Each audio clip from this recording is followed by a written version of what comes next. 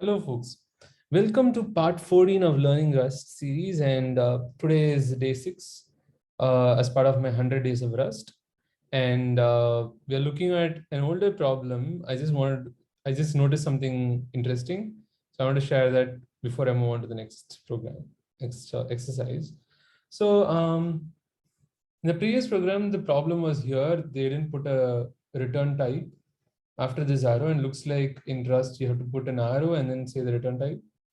And let's also check out how we can put two return types, like say I comma 32, and so it is expected a block. Okay, in Golang you do something like this. Okay, you can do that. Awesome. Now, but I'm returning only one value here. Weird. Let's go and do Rustling's watch and see what it says.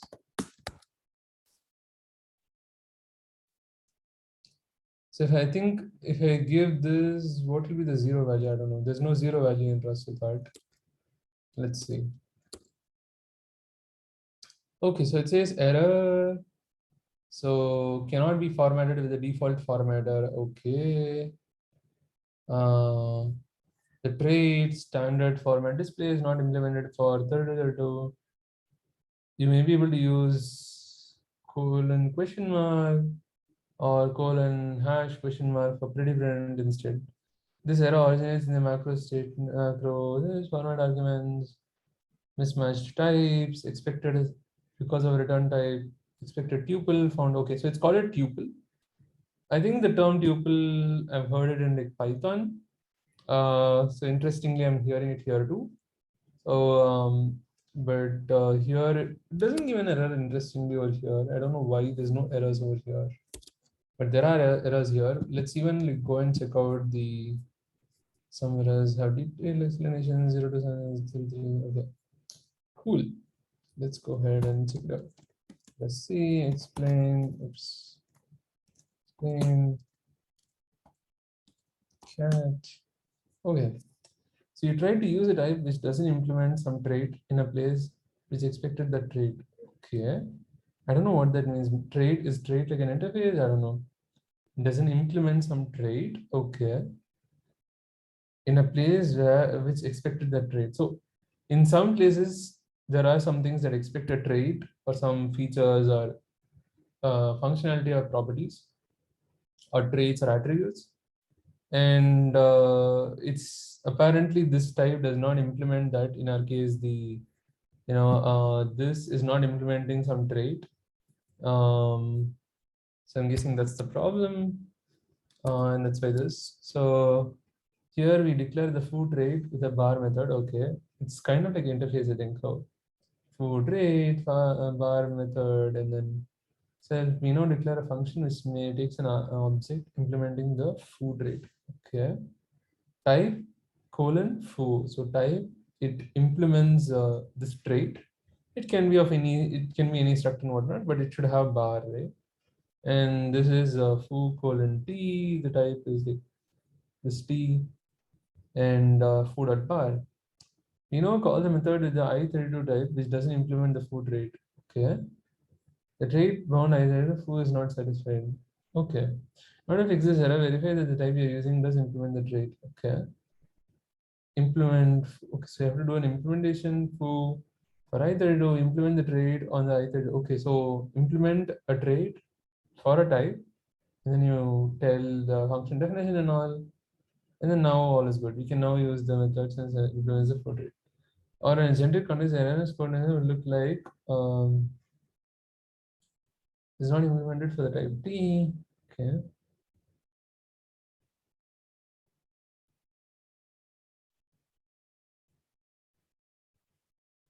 Hmm.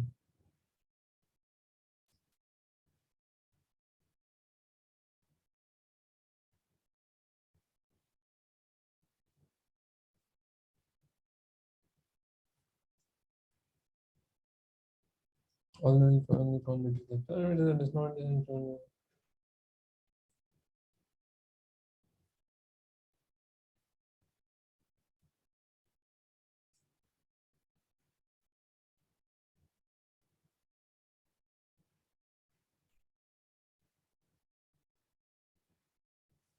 Okay, so I32, apparently the sign integer 32-bit does implement the debug trait. The error is not in the function call, but in the function definition.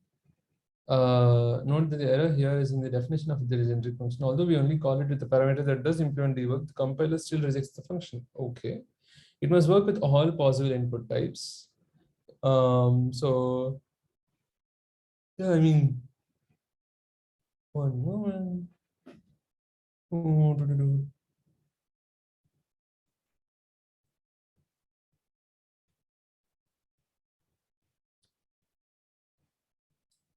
All possible input is to, in order to make this example compile, we need to restrict the gender type we're accepting and then use the debug trait. Okay.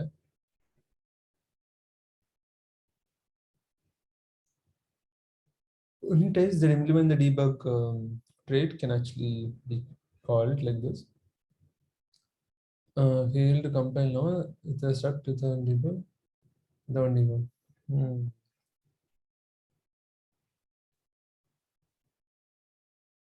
Press only looks at the signature of the called function. As much it already specify as such, it must already specify all requirements that will be used for every pipeline. Okay, so let's look at this one. Mismatch types, I think we've seen it before.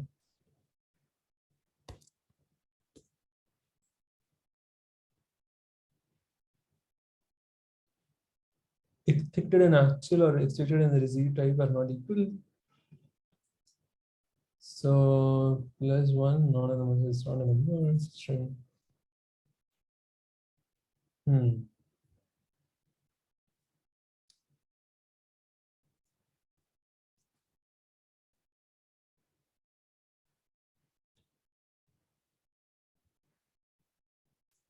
This is the most common being and called function passing always has a different type. The function declaration.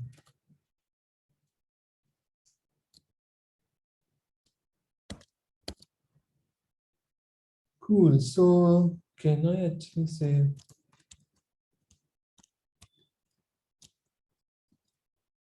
one?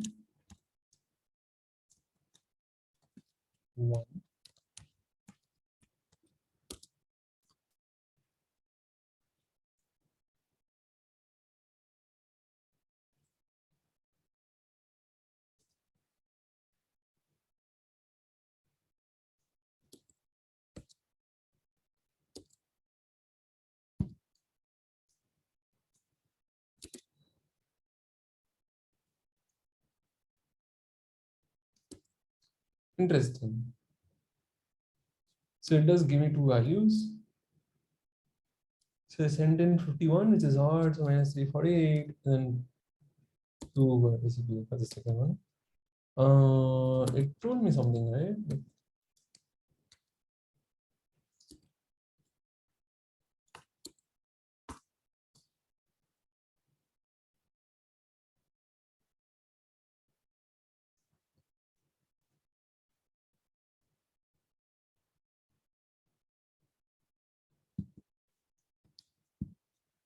Okay.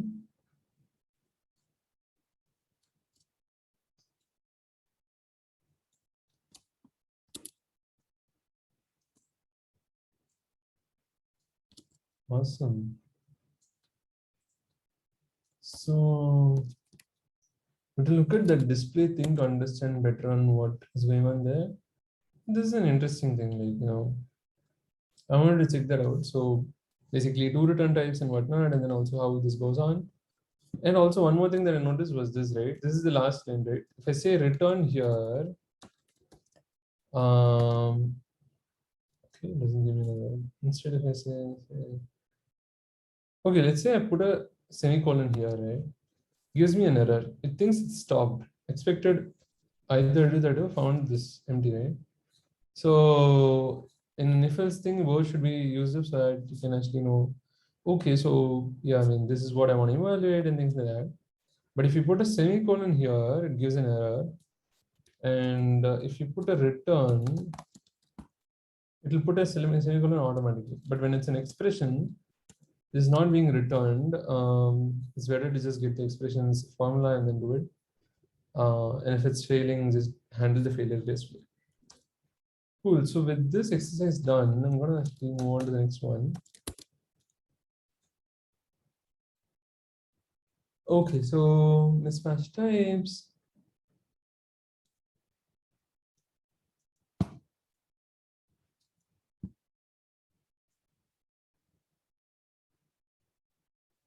Function square, integer element, experience element.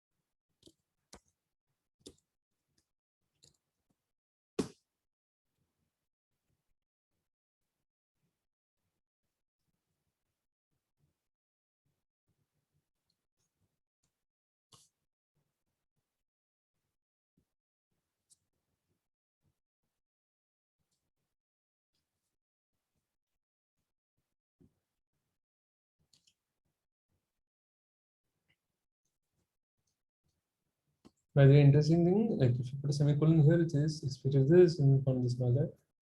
Not sure what to here. Hmm.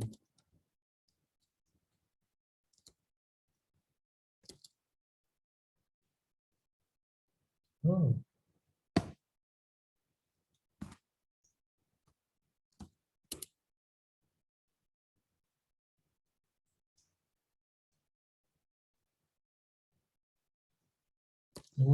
Oh, here clearly says remove the semicolon. Anyways, if you don't remove the semicolon, it becomes a statement and it just runs the statement but doesn't like take the result or like return it.